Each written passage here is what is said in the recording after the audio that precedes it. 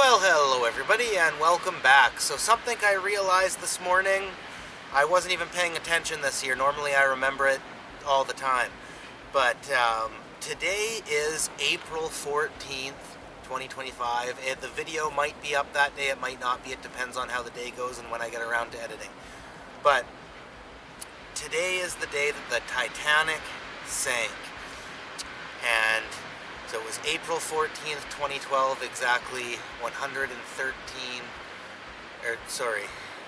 April 14th, 1912.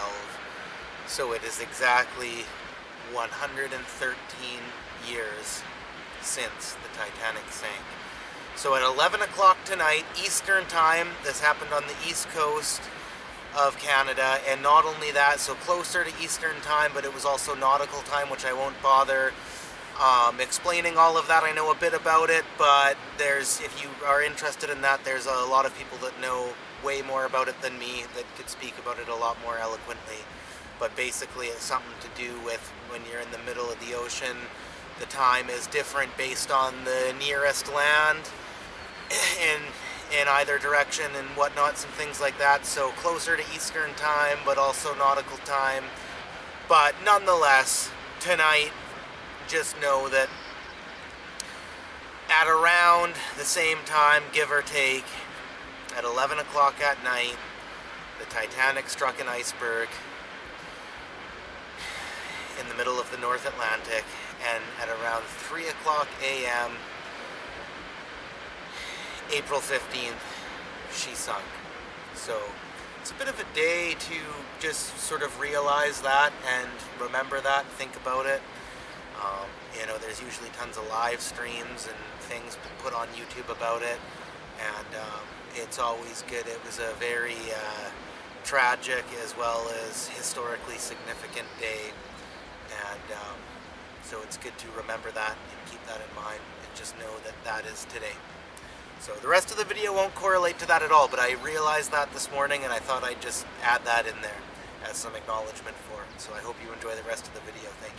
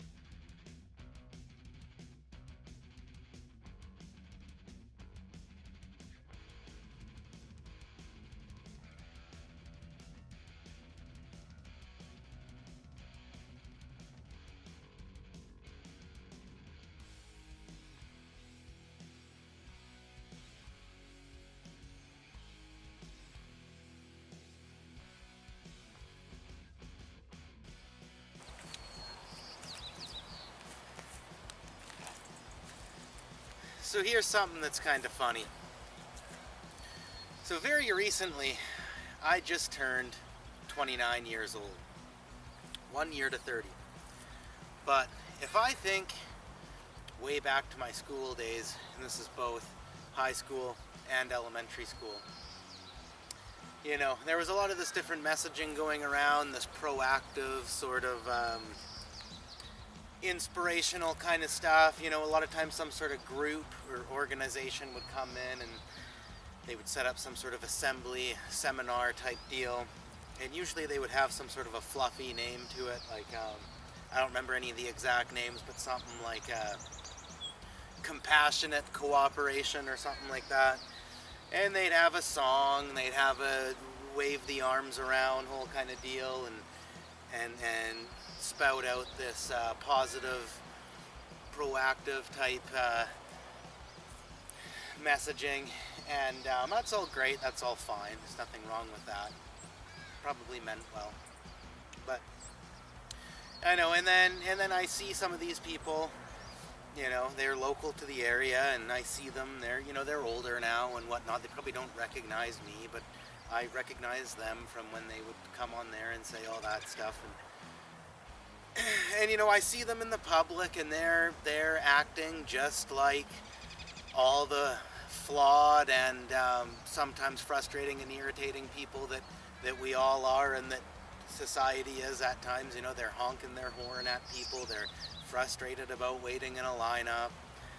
They're criticizing that this person's doing, or the way that this place organizes this, that, and the other, and something's always not quite right. And just living the hustle, just being the flawed human beings that they are. And on a lighter note, on a more let's make fun of this kind of note, I think, what happened to compassionate cooperation? You're retired now, or what? But I guess the greater point in this thought that sort of just spontaneously popped into my head is that a lot of times with these, whether it's an organization, whether it's a YouTube channel, a podcast, or a group get-together meeting kind of a thing, I think the messaging a lot of times is really positive. It makes people feel better. It gives them ideas on how to conduct themselves better and just do better altogether. But what happens is that becomes too much of a safe space where they might bring little bits of what they learned into the real world, and they try. Lord knows they try.